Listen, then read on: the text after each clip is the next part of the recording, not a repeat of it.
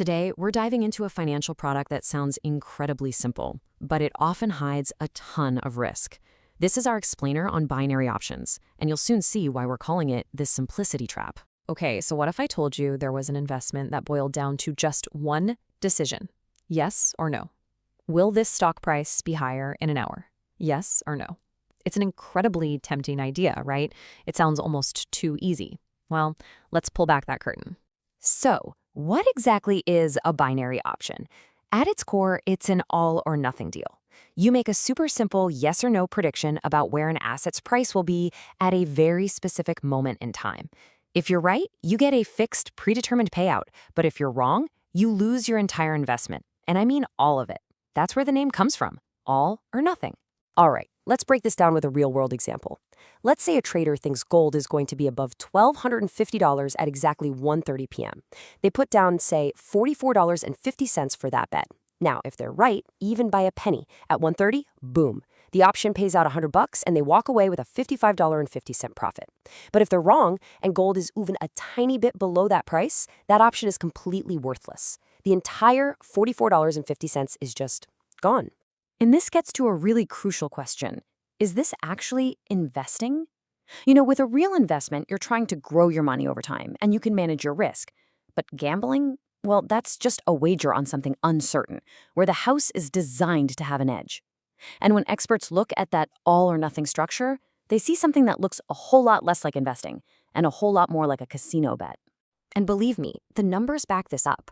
When you crunch the math, it's pretty staggering. After just 20 of these trades, you're already looking at a nearly 60% chance of losing money. The odds are just statistically stacked against you from the get-go. And the more you play, the worse those odds get.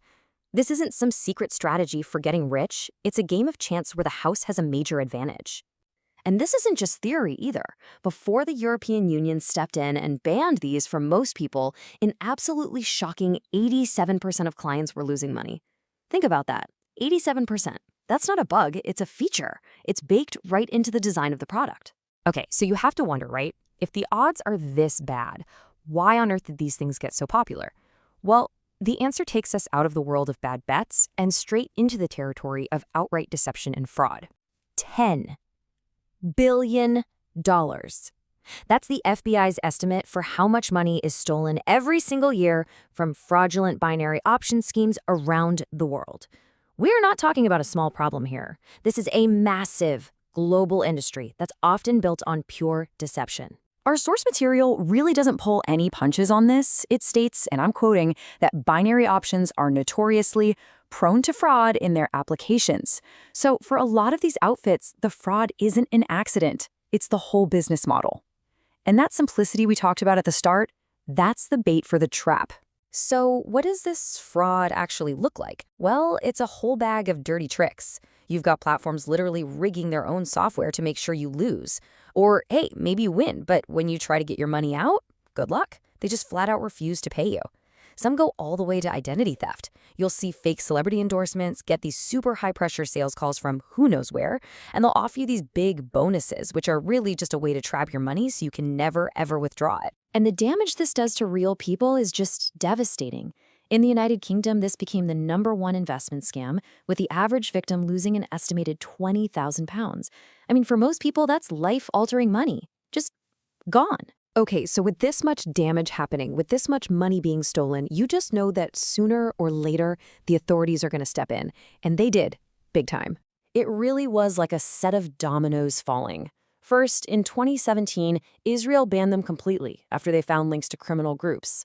Then, in 2018, the entire European Union brought down the hammer. A year later, the UK made their ban permanent. And then in 2021, Australia said, yep, we're out too. The world was sending a very clear message. This product is just too dangerous for the public. So when you look at the global scorecard, the pattern is pretty obvious, isn't it? Banned in the EU, banned in the UK, banned in Australia, banned in Israel. The United States is really the big exception here. But even there, it's not a free-for-all. It's highly restricted to just a few regulated exchanges. It's like this tiny, walled-off garden in a world that's mostly decided to just burn the whole field. And that right there is the most important thing for anyone in the US to understand. Yes, you can legally trade them on a couple of specific regulated exchanges. But, and this is a huge but, the government itself warns that the overwhelming majority of online platforms you'll encounter, especially the ones based overseas, are fraudulent. So the big question is, how do you stay safe? Look, the good news is regulators give you the tools for your own financial self-defense. First thing, always, verify. The National Futures Association has a free database called BASIC. Use it. Check if the company is even legit. Second, check the red list.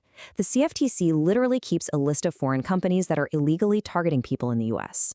And third, and maybe this is the most important, just trust your gut. If someone is pressuring you or promising guaranteed high returns, it's a scam. End of story. Hang up. Which brings us all the way back to where we started. The story of binary options is a powerful warning. It forces us to ask a really critical question. In the complex world of finance, when something is marketed as being incredibly simple, is it ever truly safe? Or is that simplicity itself the most dangerous trap of all?